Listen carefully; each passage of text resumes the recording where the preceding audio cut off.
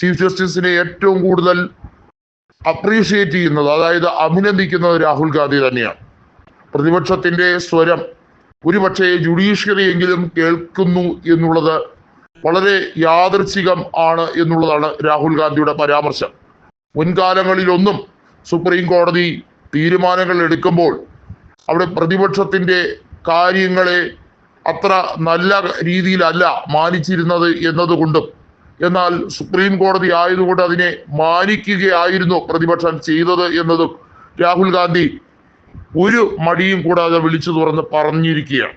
Justice Sanjeev ഖന്നയ്ക്കെതിരെ നിലവിൽ സൂര്യകാന്ത് അടക്കമുള്ള ജസ്റ്റിസുമാർ ഏകപക്ഷീയമായി അദ്ദേഹത്തിന്റെ രാജി ആവശ്യപ്പെടുകയാണ്.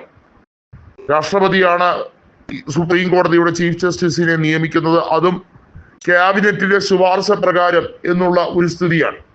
നമുക്കറിയാം, ചീഫ് ഇലക്ഷൻ കമ്മീഷനെ നിയോഗിച്ച കാര്യവുമായി ബന്ധപ്പെട്ട് സുപ്രീം കോടതിയുടെ ചീഫ് ജസ്റ്റിസ് കൂടി അംഗമാകുന്ന പാനൽ, അത്തരത്തിൽ ഒരു പാനൽ രൂപീകരിക്കണമെന്ന പ്രതിപക്ഷത്തിന്റെ ആവശ്യം അത് നിരാകരിക്കുകയാണ് കേന്ദ്ര സർക്കാർ ചെയ്തത്. നരേന്ദ്രമോദിയും ഒരു ക്യാബിനറ്റ് മന്ത്രിയും, ആ ക്യാബിനറ്റ് മന്ത്രി അമിത്ഷാ ആയതിനെ കുറിച്ചും രാഹുൽ ഗാന്ധി ഏറെ ശക്തമായി വിമർശിച്ചു. എന്തുകൊണ്ട് നിങ്ങളത് നിയമമന്ത്രിയാക്കിയില്ല?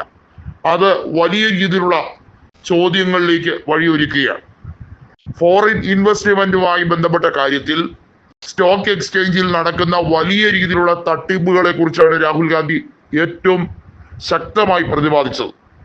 ഈ രാജ്യത്ത് ശക്തമായിട്ടുള്ള അഴിമതി BJP നടത്തുന്നതിന്റെ ഏറ്റവും വലിയ ഉദാഹരണമാണ് മാധവി പുരിഭുജ് അധ്യക്ഷയായിട്ടുള്ള സെബിയിൽ നടക്കുന്ന അഴിമതിയുമായി ബന്ധപ്പെട്ട കാര്യമെന്ന് രാഹുൽ ഗാന്ധി പറഞ്ഞു.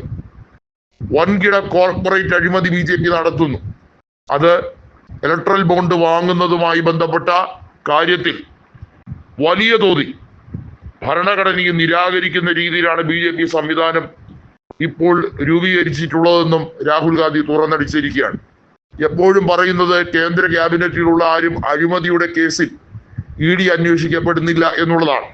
അതിനും രാഹുൽ ഗാന്ധി ഒരു വ്യക്തമായ മറുപടി കൊടുത്തു. നേരത്തെ പ്രിയങ്ക ഗാന്ധി പല ഇലക്ഷൻ റാലികളിലും അവർ പറഞ്ഞൊരു വാക്കുണ്ട്, സാധാരണയായി പ്രതിപക്ഷത്തു നിന്നും ഭരണപക്ഷത്തേക്ക് ആരെങ്കിലും ചാടിയാൽ, കൂറുമാറിയാൽ അവരെ വെളുപ്പിക്കാനായി ഒരു വാഷിംഗ് മെഷീൻ തന്നെ ഉണ്ട് എന്നുള്ളതാണ് പറഞ്ഞത്. അത്തരത്തിൽ പോയ നിരവധി ആളുകളുടെ പേര് എണ്ണി പ്രിയങ്ക ഗാന്ധി പറഞ്ഞു. അജിത് പവാർ അടക്കമുള്ള നിരവധി പേർ. അതേസമയം പ്രതിപക്ഷത്ത് ഒരു വിലപേശലിനും അടിമപ്പെടാതെ നിൽക്കുന്നവർക്ക് ഏറെ ദുരിത ജീവിതമാണ് ലഭിച്ചിട്ടുള്ളത്. ജാർഖണ്ഡിലെ ഇപ്പോഴത്തെ മുഖ്യമന്ത്രിയായ ഹേമന്ത് സോറനെ ജയിലിൽ അദ്ദേഹത്തിനെ വലിയ തോതിൽ കൈകാര്യം ചെയ്യാൻ ശ്രമിച്ചിരുന്നു എന്നുള്ള ആരോപണം അതിശക്തമാണ്. എന്നാൽ കെജ്രിവാളിന് ഇപ്പോൾ സുഖ സൗകര്യമാണ്. അദ്ദേഹത്തിനെതിരെ EDയും ചോദ്യം ചെയ്യുന്നില്ല, ഒന്നുമില്ല.